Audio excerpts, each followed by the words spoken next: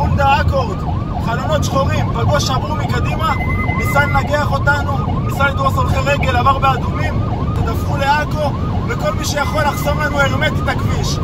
תחסמו לנו את 22, עכשיו עוברים את מחלף קריית אתא. מתקדם אליך, כרגע יוצא לכיוון שמייתי. ניגח אותנו, עכשיו הוא על... לכיוון עכו, זבולון, עכו.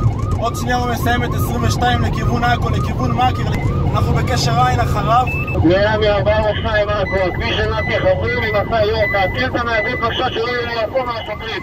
הרכב לא מעניין, זה מעניין שוטרים. אין בעיה, אנחנו אחריו לכיוון עכו. חברים להיזהר, הנתי חצו במשאיות. ניידות של חיפה וזבולון, תיזהרו. לא, עוד פעם, קשר עין, לא להשתולל. קשר עין, יש חתימה, היה תנהלות. עכו הוא מגיע אליכם, תתנו רגלית, עכו. קיבלנו, מי שעדיין בקשר עין עם הרכב? חיובי, אני אחריו.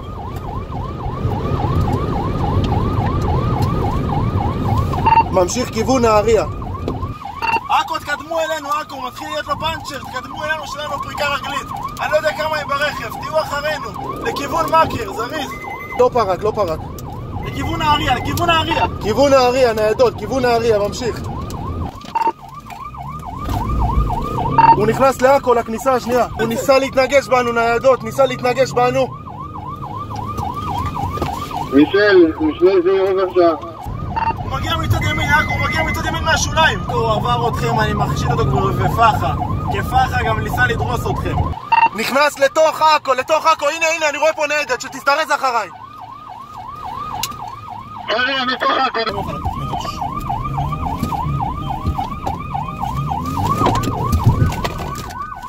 תהיה מוכן.